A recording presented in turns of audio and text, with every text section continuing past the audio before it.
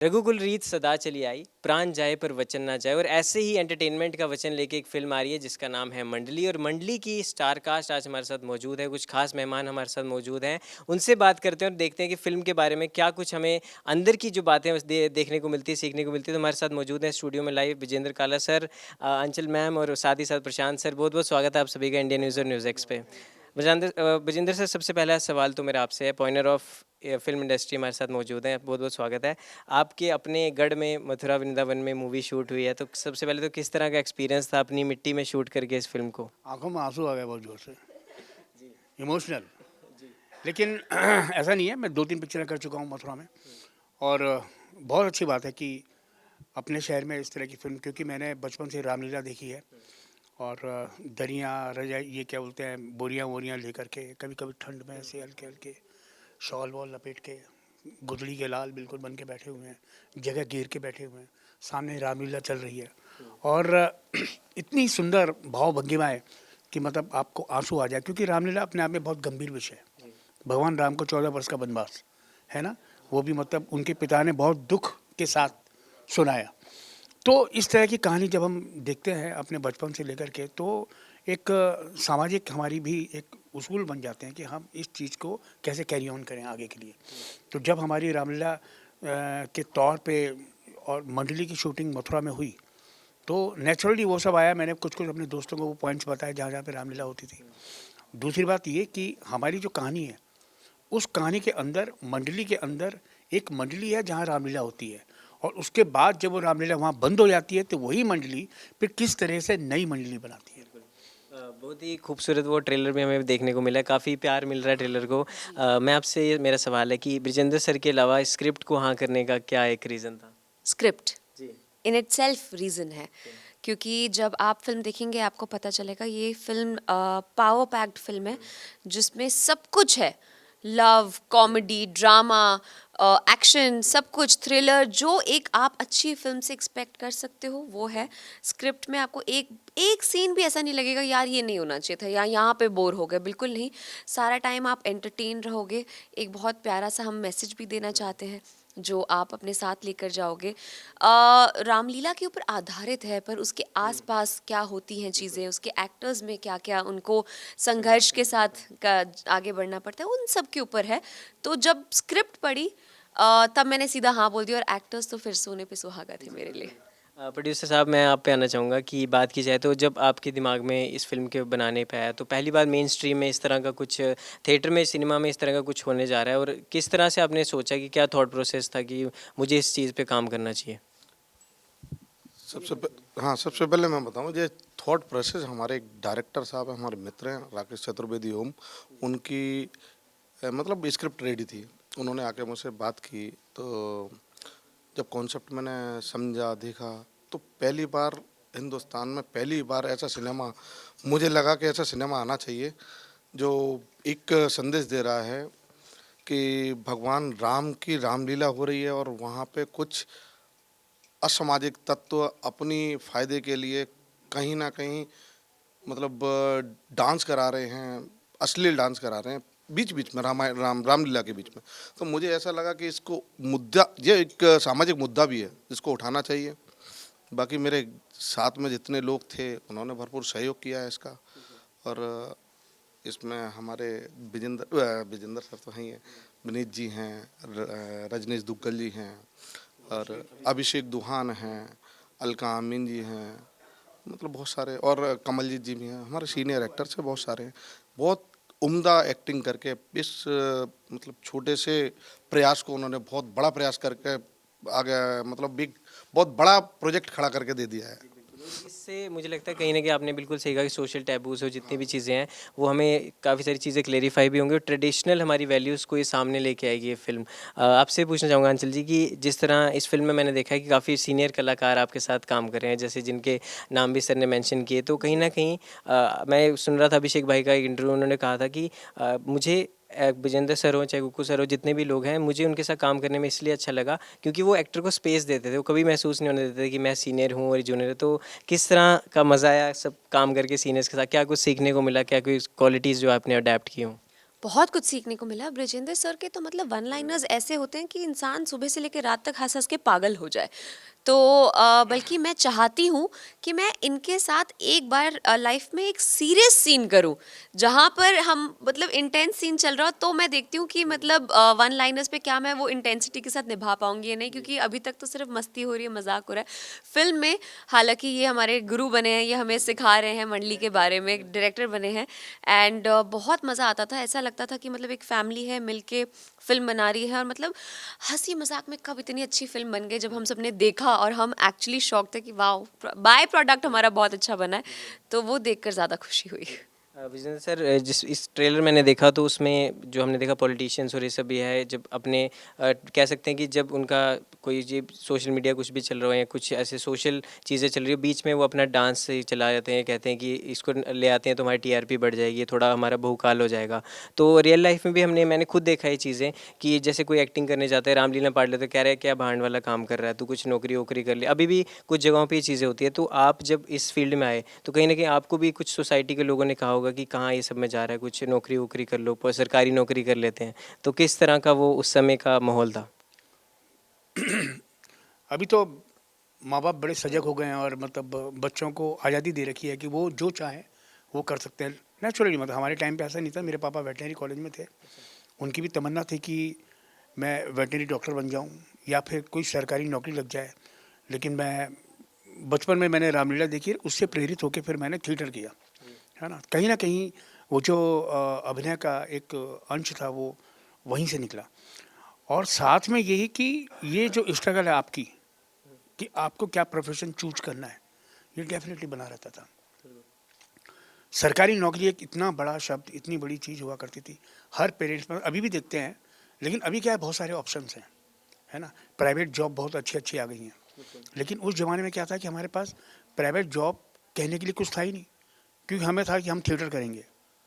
तो मेरे एक मित्र थे, जब हम लोग थिएटर फेस्टिवल भी किया करते थे, और जब हम जा रहे थे, मैं और मेरे मित्र संदीपन विमलकांत, वो अब दुनिया में नहीं है, तो चलते चलते भी जो है कलेक्शन कर रहे थे हम लोग एक फेस्टिवल का।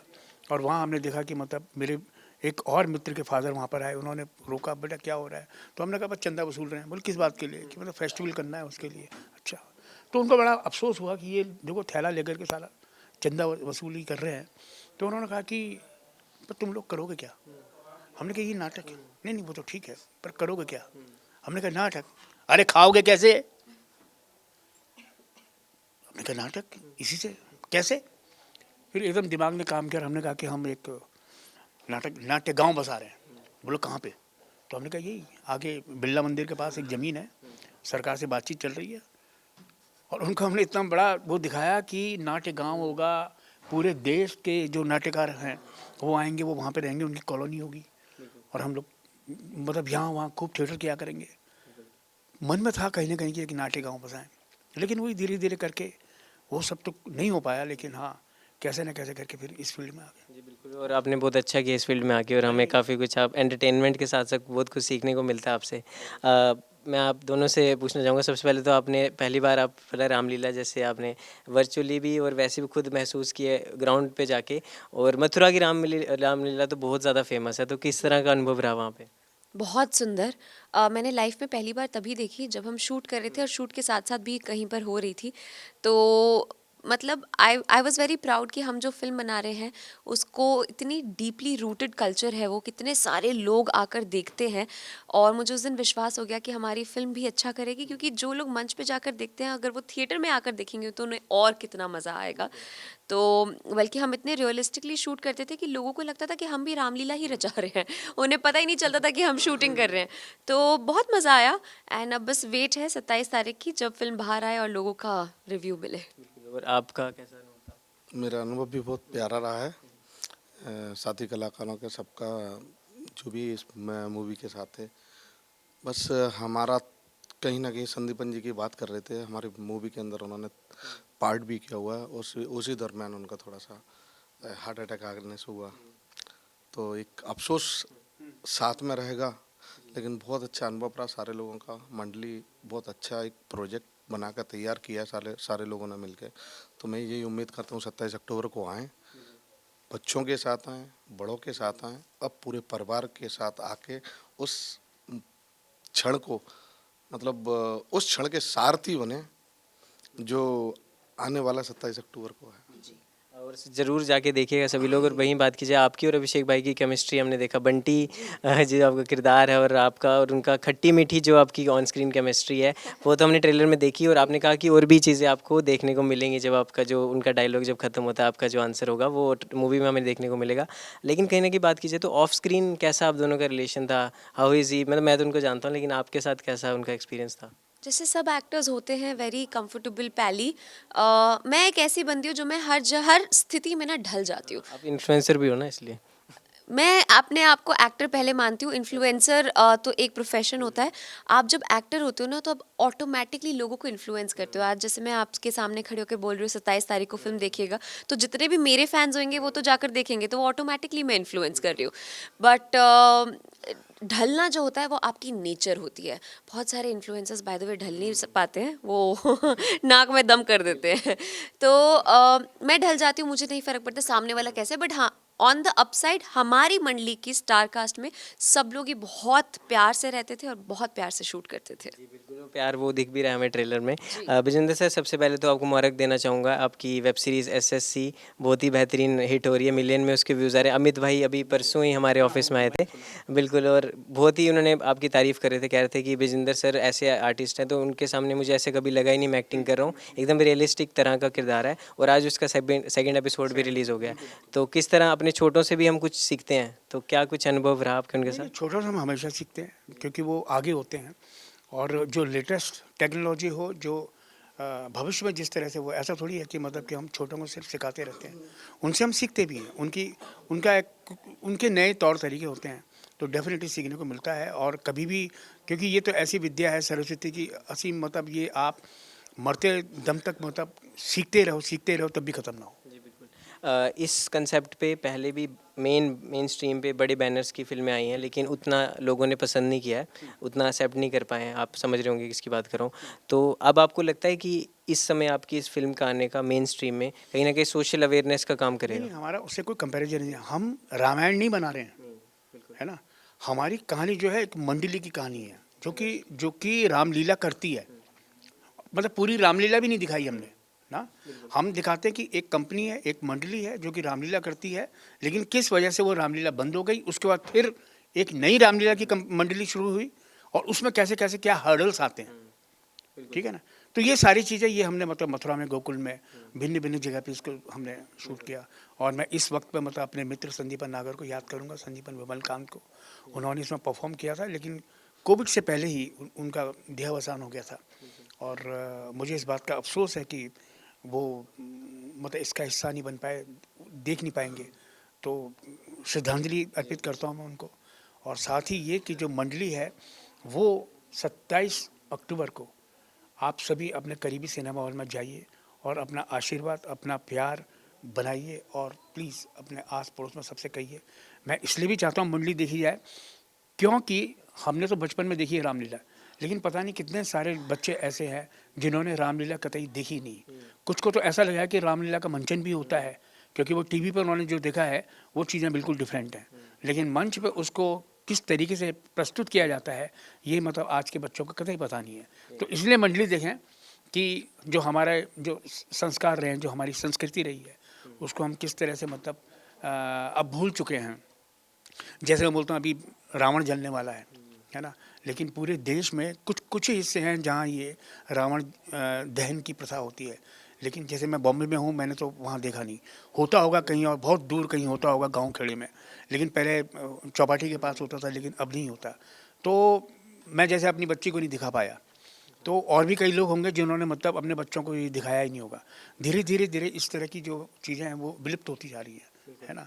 शायद प्रदूषण के नाम पे, किसी भी नाम पे, मतलब कुछ ना कुछ इस तरह का बना हुआ है। तो मैं चाहता हूँ कि मतलब कि लोग आके मंडली देखें और प्लीज़ उसको एंटरटेन करें। आपको पसंद आएगी। ब्रिजेंद्र सर ने जिस तरह आपको विस्तार में इस चीज़ को समझा दिया कि हमें सोशल वैल्यूज़ के साथ साथ हमें ट्रेडिशनल जो वैल्यूज़ हैं वो भी हमें सीखने को मिलेंगी, और काफ़ी जो हम नए अभी जेनजी जनरेशन उनको सीखने को मिलेगा कि हमारा इतिहास कितना खूबसूरत है और कितना बेहतरीन तरीके से ये फिल्म जो हमें बड़े पर्दे पे उस चीज़ को दिखाएगी। सबसे प्रोड्यूसर साहब आपसे ये सवाल पूछना चाहूँगा कि मथुरा वृंदावन गए और वहाँ का खाना नहीं खाया तो ऐसा हो नहीं सकता, तो सबसे ज़्यादा जो मस्ती जो है सबसे ज़्यादा फूडी कौन रहा है पूरे सेट पे, सबसे ज़्यादा जिसने खाया पिया मस्त बिंदास हो गया? नहीं, मैं तो हमेशा रहता ही हूँ खैर। मुझे तो कचौड़ियाँ बहुत पसंद हैं, और मेरे अलावा तो हमारे सर हैं ऐसे साक्षात, ये तो साक्षात करने नहीं, सारे लोगों ने एंजॉय किया वहाँ की कचौड़ियाँ, जलेबी, सारे लोगों ने एंजॉय किया। आए दिन मतलब ब्रेकफास्ट हमारा जो है कचौड़ी, साग, कांजी वड़ा नहीं, कचौड़ी, साग और आलू का झोल और जलेबी। नहीं, मैंने वहाँ कांजी वड़ा खाया था कांजी मथुरा वड़ा में। खाया, अच्छी बात है। कांजी वड़ा मेरे को बहुत पसंद था बचपन में, बिल्कुल। आपने क्या क्या वहाँ? सेम चीज़ें, कचौड़ी तो हमारा सुबह का ब्रेकफास्ट ही कचौड़ी है। कचौड़ी, बीड़ी और जलेबी, बस। आलू का झोल। तो आपने कैसे एंजॉय किया वहाँ का फूड? मैं डाइट पे थी, मैं पनीर टिक्का खाती थी। मैं ब्रेकफास्ट में कुछ भी नहीं खाया, हम पूरी रात शूट करते थे, तो सुबह जब आती थी कभी अगर ब्रेकफास्ट में भूख लग गई तो कॉर्नफ्लेक्स थोड़े से ले लिए, वरना ऐसे ही सो जाओ, और उठने के बाद पनीर टिक्का, लंच और डिनर साथ में ही होता था। तो आपको जो देख रहे हैं आपके ऑडियंस, आपके फैंस, तो आप इतने खूबसूरत बाकमाल फिट भी लग रही हैं, तो उनको फिटनेस मंत्रा मैं चाहता हूँ आप थोड़ा सा दे दें तो बड़ी हेल्प हो जाएगी। नहीं, मैं लड़कियों की बात कर रहा हूँ सर। मैं वैसे कोई ऐसे मतलब अब डाइट फॉलो नहीं करती हूँ, बस एक ही चीज़ फॉलो करती हूँ कि आप डेली दिन के कम से कम 20-25 मिनट निकाल के थोड़ा भी कुछ भी वर्कआउट करो, और अवॉइड करो कि रात को अनशंट खाओ, मतलब 8-9 बजे के बाद अगर नहीं खाओ तो ऑटोमेटिकली इंसान फिट हो ही जाता है। हमारा चल रहा है, आज लगता है सुबह हम फिट हो जाएंगे। बिल्कुल। तो ये हमारे साथ मंडली की पूरी मंडली तो नहीं लेकिन थोड़ी सी मंडली हमारे साथ मौजूद है, और पूरी मंडली आपको देखने को मिलेगी 27 अक्टूबर को। आप जाएं दूर के सिनेमाघरों में, पास में के सिनेमाघरों में, दोनों में जाएं, अपनी फैमिली को सबको लेके जाएं। 24 तारीख को दशहरा है, तो आप ये भी नहीं बोल सकते बिजी हैं, उसके बाद सब छुट्टियाँ फ्री है, आप उसके बाद आप जाके देख सकते हैं। तो नवरात्रि चल रही है, हमारे साथ लेडी लक मौजूद है, तो मैं चाहता हूँ आप ही अपील कीजिए ऑडियंस को, माइक ओवर टू यू, कि आपकी फिल्म देखें। अ, हमने बता दिया कि मंडली क्यों देखो, लेकिन एज आंचल मैं अपील करना चाहूँगी कि आपने बचपन से मुझे बहुत प्यार दिया है और मैंने देखा है, उसको सराहा है। मैं बहुत समय बाद अपने बड़े पर्दे पे आ रही हूँ अपनी डेब्यू फिल्म लेकर, तो मेरे स्पेशली फ़ैन से गुजारिश है कि आप हमेशा बोलते रहते हैं कब आ रही है फिल्म, कब आ रही है, अब आ रही है 27 अक्टूबर को। प्लीज़ जाकर देखिए, आपको बहुत मज़ा आएगा। पावर पैक्ड फिल्म है, सब मिलेगा भैया, सब मिलेगा। Love, drama, romance, action, thriller, comedy, सब मिलेगा। Just go watch it. आप जब सिनेमा घर से अपने घर जाओगे, आपके चेहरे पे मुस्कान ज़रूर होगी और आपको हम सबसे प्यार हो जाएगा। Thank you. At the end note मैं भी ये कहना चाहूँगा कि 27 तारीख को ज़रूर जाइएगा सिनेमाघरों में, इस फिल्म को देखिएगा। और मैंने आपको रील्स पे पहले देखा था, इसलिए मैं आपको कह रहा था कि वहाँ से आई फाउंड यू। तो बहुत बहुत कॉन्ग्रेचुलेसन फर्स्ट ऑफ ऑल, आपको बेस्ट ऑफ लक इस फिल्म के लिए। तो आप भी जाके इस फिल्म को देखिएगा। कैमरामैन सेतुपति के साथ इंडिया न्यूज़ साइनिंग ऑफ, अंकित चंदेल, न्यू दिल्ली। ठीक है।